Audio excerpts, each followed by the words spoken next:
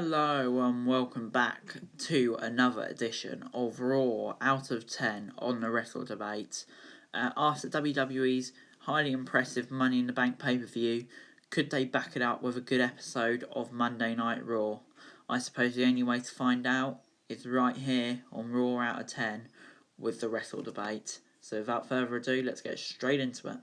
So Raw opens this week with Becky Lynch, and she announced she's pregnant, which obviously means she's giving up the Raw Women's Championship after a 14-month reign, I believe, and it goes to the winner of last night's Money in the Bank winner, Asuka. I can't really grade this. This is just stuff above wrestling. Congratulations to Becky Lynch and Seth Rollins. Great news. Not too sure on Asuka just taking the women's title, because then you've got rid of the whole Money in the Bank storyline. I think Asuka would have been great as Money in the Bank, so not too sure on that. And I imagine she'll probably go and lose it to Shayna Baszler, so not too sure on that, but that's not important in this scenario. Congratulations to Becky and Seth, and of course I'm not going to grade this. Next up we got Bobby Lashley v Humberto Carrillo. Bobby Lashley, of course, won, this time by submission with a full Nelson. Later on during the show, MVP confronted Lashley and asked him when he was going to let Lashley out. He called Lana a cage that Lashley is trapped in. Lana screamed about it. This whole Lashley stuff, it was alright, it was pretty meaningless. I would like to see them doing more with Lashley now. It's all well and good him squashing the likes of Tozawa and Carrillo, but it's pointless if he's not really going to do anything. And why was Carrillo squashed after looking so good in the Money in the Bank qualifier last week? That's another thing that I just don't get. So I'm only going to give this a 5.75 out of 10. Things just didn't really add up, huh? I can't believe what I'm about to say, but up next, a member of Zelina Vega's job squad actually won? I know. Angel Garza defeating Akira Tozawa with the wing clipper. After the match, Drew McIntyre came to the ring and knocked out Garza and Austin Theory with Claymore kicks. It didn't last very long, did it? This led directly to the next match, which we'll get into in a minute. But as for this match, it was alright, two pretty decent wrestlers, and then they get squashed at the end. Nothing really much to say, so I'm just going to give it a 6 out of 10. No momentum's been gained for this, and they were buried at the end, so yeah, 6 out of 10. So the match it led on to was, of course, WWE Champion Drew McIntyre v Andrade, and guess who won? Drew McIntyre. He won with the Claymore kick. After the match, McIntyre talked about the upcoming crossover between Raw and SmackDown and revealed he'll be fighting King Corbin on next week's show. Hooray! I'm so excited for that. Woohoo, King Corbin. I love King Corbin. Yeah, that's my enthusiasm after this show. Alright match, but they've got to be doing more with Andrade. He's so talented, and he's just done practically nothing ever since he's debuted. Or ever since he's formed this job squad. It's just so frustrating, and I just can't buy into Drew McIntyre when he's beating crap people like this. So, yeah, I'm just going to give it a 5.5 out of 10. And next, it was a moment of bliss with Alexa Bliss and Nikki Cross. And it featured the return of the Iconics. They exchanged words for a little while and agreed to have a non-title match. And then we moved straight on to that match, and the Iconics actually picked up the victory, defeating women's tag champs Bliss and Cross. The Iconics won with their new finisher, which is an inverted magic killer. Getting ahead of myself. So they're going to get a match for the women's tag titles next week, which I'm kind of looking forward to. 6.5 out of 10. I enjoyed this. Great to see the Iconics back. They're always a bit of a laugh. And I enjoy their work. So this was good. 6.5 out of 10. And then this next bit, I'm just lost for words. Rey Mysterio and Aleister Black returned one day after they fell from the top of WWE headquarters. Supposedly they fell onto a secondary roof and will team up against Seth Rollins and Murphy tonight after they fell to their death. 24 hours earlier. I give up. Seth Rollins interrupted Rey's interview, and Rey congratulated him for Becky Lynch's pregnancy, but Rollins refused to shake hands with him. I don't normally grade these sort of segments. I've got to. I don't even know this. 2 out of 10. I don't even care. 2 out of 10. Just woeful. Absolutely woeful. Next up, we got a 6-man tag team match. Archery, Cedric Alexander and Ricochet defeating MVP, Brandon Vick, and Shane Thorne. Truth wrestled in his Pretty Ricky persona, which is just Truth crossing his eyes and wearing fake teeth. Yeah. Truth made the referee hold his teeth, which was quite funny, which caused a distraction, allowing him to pin MVP after a lie detector. After the match, Lashley speared Truth and told MVP they needed to talk.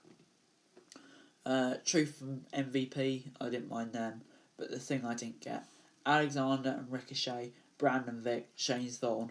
Brandon Vick and Shane Thorne literally were about to get the push of their lives last week, defeating 2 established superstars in Ricochet and Cedric Alexander, and now they've gone and lost a week later. I just don't get it.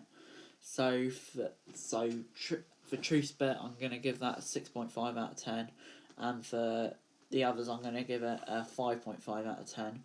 So I suppose if we collect the average, it's a 6 out of 10. So 6 out of 10. Just don't get this company. Next up, we got a whole heap of pointless backstage promos. The first of which, Jinder Mahal was interviewed and said he wanted his next journey to the top of WWE will be a hero's journey. Right, I don't care. Shayna Baszler said that Becky Lynch is throwing away her career to raise a parasite who will suck because it's dad. Later, Natalya decided to defend motherhood by having a match with Shayna. This is actually quite good. Shayna's good like this. Didn't mind this at all. And AJ Styles got upset about a commercial for The Undertaker and his last ride show. Yeah, I didn't mind this either. This was perfectly fine. Good to have flashbacks. Although it's weird, AJ Styles was telling us he doesn't care about The Undertaker a week ago, and there were two nights and 2. He's got all like this. So I don't know, but it was fine. There's been much worse on this show. And then we did move on to the Dead but Alive 24 Hours and competing against 2 top-level WWE superstars, Black and Mysterio, defeating Rollins and Murphy by disqualification. Rollins stood on the apron in a catatonic state and refused to get involved in the match until Mysterio knocked him down. Rollins interrupted by a 619 by throwing Mysterio to the floor, which caused a disqualification. After the match, a furious Rollins shoved Mysterio's face into the corner of the ring steps so it gouged out his eye. I don't know, I didn't mind Rollins' violence here. Just 2 things. Why the bloody hell was the match ended? Because Rollins blocked a 619. Literally no reason at all. I'm sure that's been done about 500,000 times in tag match and hasn't been waved off. So why is it being frigging waved off this time? And Black and Mysterio won 2 days after bleeding, dying. I just don't understand anymore. I really, really don't understand. Yeah. So I'm going to give it a 5.75 out of 10. Please help me.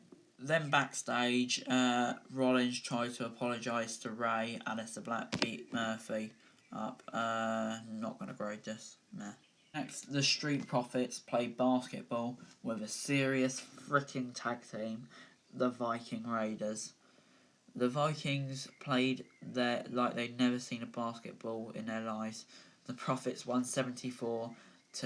It's a swerve, however, as it actually turns out Raiders are good at basketball and let the Profits win.